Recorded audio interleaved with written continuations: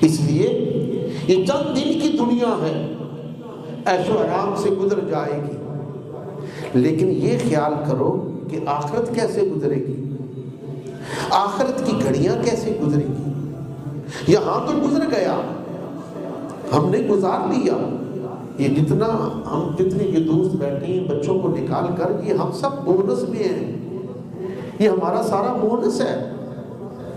40 سال کے بعد 50 سال کے بعد بندہ بونس پر آ جاتا ہے، اس کا آگے بلاوا ہے، گھڑیاں ہیں۔ حضور صلی اللہ علیہ وسلم اس پر حدیث پاک بیان کر دیتا ہوں۔ نبی پاک صلی اللہ علیہ وسلم نے فرمایا، ایک دن ملک الموت آپ کے پاس آیا تو آپ نے ملک الموت سے فرمایا کہ اے موت کے فرشتے، میری امت کے پاس آیا کر، بتا کے آیا کر، پیغام دے کر آیا کر، تاکہ وہ تیاری کر سکے۔ پیغام دینے کا مقصد کیا ہے؟ تیاری کرنا۔ پیغام دینے کا مقصد تیاری کرنا۔ میری امت کے پاس آ، لیکن بتا کے آ تاکہ وہ تیاری کر سکے۔ اور کیا کہتا ہے آگے سے؟ موت کا فرشتہ اللہ کے نبی سے کہتا کہ اے اللہ کے رسول، میسج تو کرتا ہوں، میسج تو کرتا ہوں، پیغام تو دیتا ہوں، میسج کرتا ہوں، اگر آگے سے کوئی ریسیو نہیں کرتا تو میرا کیا قصور؟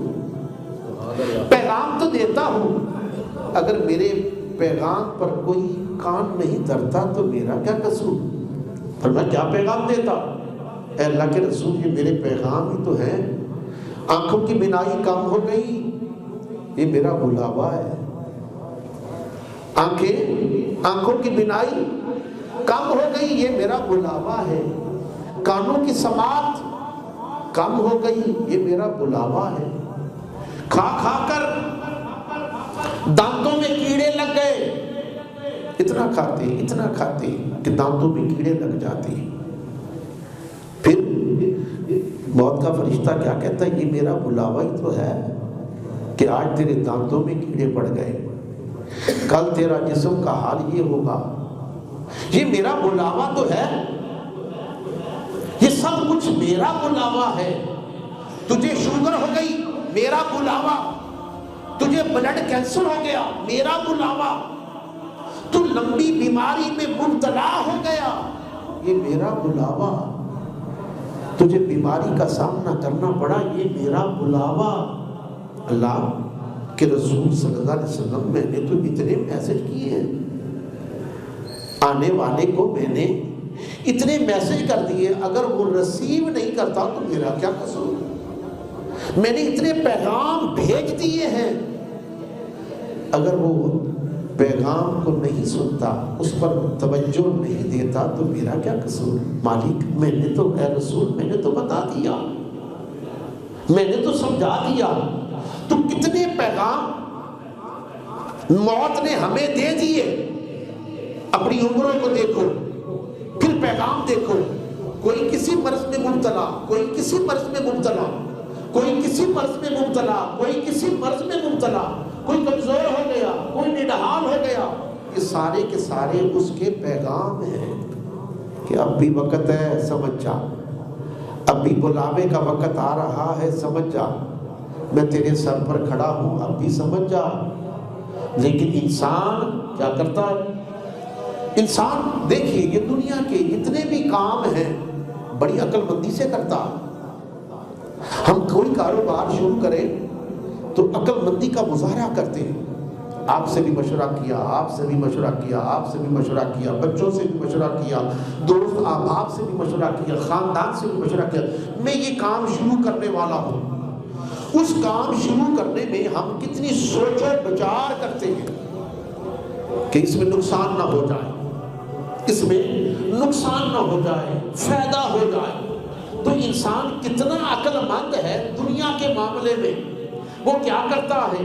وہ کوئی بھی کام کرتا ہے تو سوچتا ہے، سمجھتا ہے، دیکھتا ہے، پھر اس کو شروع کرتا ہے۔ کس چیز کا اندیشہ، کس چیز کا خطرہ؟ اس لیے کہ کہیں نقصان نہ ہو جائے۔ اے بندے یہ دنیا میں تیرا کام ہے یہ بھی فانی، تو بھی فانی، جہاں رہ رہا ہے وہ بھی فانی، جتنے کام کر رہا ہے وہ بھی فانی۔ دنیا کے کام کاج میں تو یہ سوچتا ہے، یہاں تو تیری سوچ کام کرتی ہے جس آخرت میں تو نے جانا ہے، جہاں تو نے سامنا کرنا ہے، جہاں تیرا بلاوا آئے گا، یہ تو سوچتا ہے۔ جب تو خدا کے حکموں کو توڑتا ہے، جب تو خدا کے حکموں کو توڑتا ہے، تجھے پتا نہیں کہ میں نے خدا کے حضور بھی حاضر ہونا ہے۔ اس پر تیری توجہ کیوں نہیں؟ اس پر تو غور کیوں نہیں کرتا کہ میں نے خدا کے حکموں کو توڑ دیا؟ خدا کا حکم ہے کیا نماز، خدا کا حکم کیا روزہ، خدا کا حکم کیا زکوٰۃ، خدا کا حکم کیا حج، خدا کا حکم کیا نیکی، خدا کا حکم کیا عبادات، خدا کا حکم کیا ریاضات، خدا کا حکم کیا لوگوں سے پیار کرنا۔ جب یہ سب کچھ تو خدا کے حکموں کو توڑ رہا ہے اور آخرت کی فکر کو چھوڑ رہا ہے، پھر بتا تیرا ٹھکانہ کہاں ہوگا، تو کہاں رہے گا؟ یہ تو سوچ رہا ہے۔ دیکھیے انسان ایک بزنس شروع کرتا ہے، اس بزنس پر بڑی توجہ دیتا ہے، بڑا خیال کرتا ہے، کیا کہتا ہے میں کوئی رسک نہیں لینا چاہتا، اپنی میں کوئی رسک نہیں لینا چاہتا، سیڈ سیف رکھنا چاہتا ہوں۔ کیا کرتا ہے؟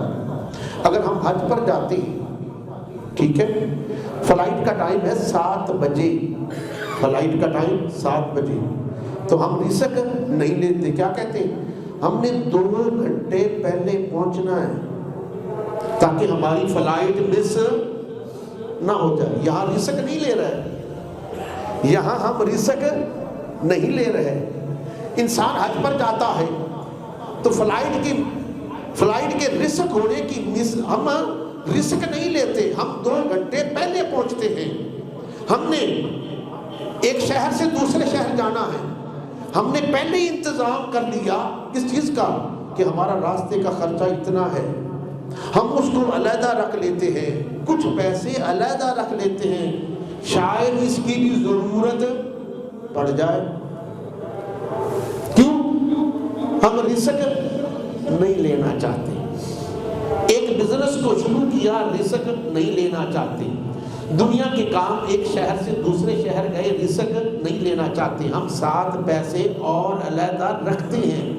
اے بندے دنیا کے سارے کام کر رہا ہے، اضافی پیسے بھی رکھ رہا ہے، رسک بھی نہیں دے رہا، سوچ بچار بھی کر رہا ہے، اور آخرت کے سارے معاملے میں رسک لے رہا، آخرت کے سارے معاملے میں تو رسک لے رہا ہے۔ یہ انسان ہے نا، اگر غور کرے تو بہت کچھ آ جاتا ہے، نہ کرے تو کچھ بھی نہیں آتا۔ ہم زمین اور آسمان کے درمیان بیٹھے ہوئے ہیں، اس زمین کے اوپر آسمان کے نیچے، یہ زمین اور آسمان ایک خول ہے، اس کے اندر بیٹھے ہوئے ہیں۔ ہمیں جو کچھ اس کے اندر نظر آتا ہے ہم اس کو دیکھ رہے ہیں، جو اس کے پیچھے ہے، جو پردے کے پیچھے ہے، اس کو ہم نہیں دیکھ رہے۔ درخت ہمیں نظر آ رہا ہے، دیکھ رہے ہیں، سڑک نظر آ رہی ہے، دیکھ رہے ہیں، آپ نظر آ رہے ہیں، دیکھ رہے ہیں، کاروبار سامنے نظر آتا ہے، دیکھتے ہیں، ہر چیز نظر آتی ہے، دیکھ رہے ہیں۔ اس کے دیکھنے کے بعد ہم صرف اسی میں مست ہیں، اسی کے دیوانے ہیں، اسی کام کاج میں گم ہیں۔ ہم جو اس کے بعد جو پردہ اٹھنے والا ہے ہم نے اس پر غور نہیں